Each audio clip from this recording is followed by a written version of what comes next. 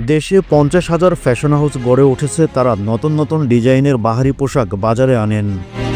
দেশি পোশাকের পাশাপাশি পাকিস্তানি বোরকা, থ্রি পিস, পাঞ্জাবির কদর বৃদ্ধি পায়। চলছে না দেশের বাজারে ভারতীয় পোশাক। একসময় ঈদ মানেই ছিল ভারতীয় পোশাকের রমরমা ব্যবসা। পবিত্র ঈদ উল ফিতরের আগে রমজান মাসের ১০ দিন যেতে না যেতেই রাজধানী ঢাকার মার্কেটগুলোতে ভারত থেকে আসা নানান বাহারি পোশাক কেনাবেচা হতো। ভারতের বিভিন্ন চ্যানেলে প্রচারিত সিরিয়াল নাটকের নামে তৈরি পোশাক এসব কেনার জন্য ক্রেতারা হুমড়ি খেয়ে পড়তেন। কিন্তু এবারের ঈদের চিত্র একেবারেই ভিন্ন। ঈদে ভারতের পোশাক কিনে না দেওয়ায় আত্মহত্যা, এমনকি স্বামী স্ত্রীর মধ্যে বিচ্ছেদ পর্যন্ত ঘটনা ঘটে। এখন আর সেই পরিস্থিতি নেই। গত কয়েক দশকে বাংলাদেশে গড়ে ওঠে অনেক ফ্যাশন ইন্ডাস্ট্রি। ঢাকা ও ঢাকার বাইরে ফ্যাশন হাউসের সংখ্যা ৫০,০০০। ফ্যাশন হাউসগুলো পবিত্র ঈদ উল ফিতর উপলক্ষে নতুন নতুন পোশাক বাজারে নিয়ে আসে। ক্রেতাদের মধ্যে সেসব কাপড়ের চাহিদা ব্যাপক।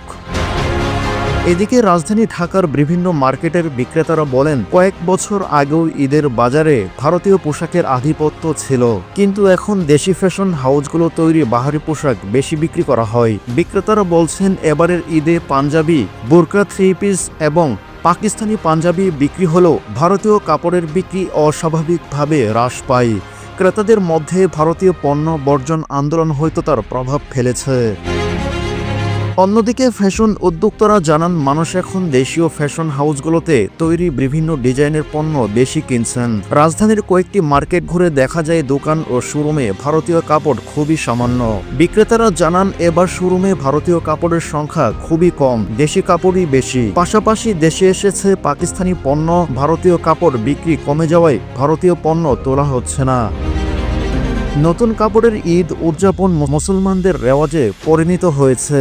ছোট বাচ্চা, তরুণ, যুবক, যুবতী এবং নারীদের জন্য রমজানের মাঝামাঝি থেকে শুরু হয় ঈদের নতুন পোশাকের কেনাকাটা। কেউ কেউ মার্কেটে এসে নতুন কালেকশন দেখে দেখে বাজেটের হিসাব নিকাশ করেন। ব্যস্ততা আর ভিড়ে জমজমাট হতে থাকে রাজধানী সহ দেশের কাপড়ের মার্কেটগুলো।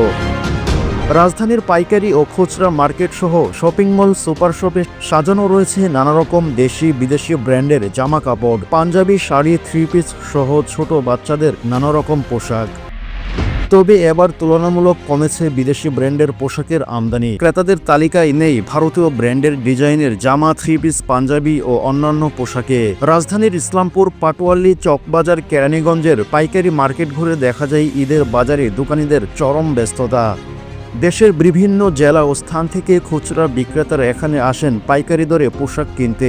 ইসলামপুরে বড় মার্কেটের মধ্যে অন্যতম China market, AC market, ICTT tower, জেফলেস মার্কেট সহ নানা রকম ফ্যাশন মার্কেট।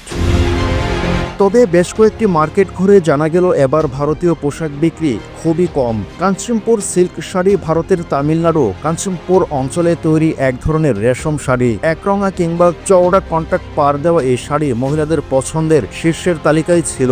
এবার বিক্রি হচ্ছে না বলে জানান পাইকারি মার্কেটের বিক্রেতারা।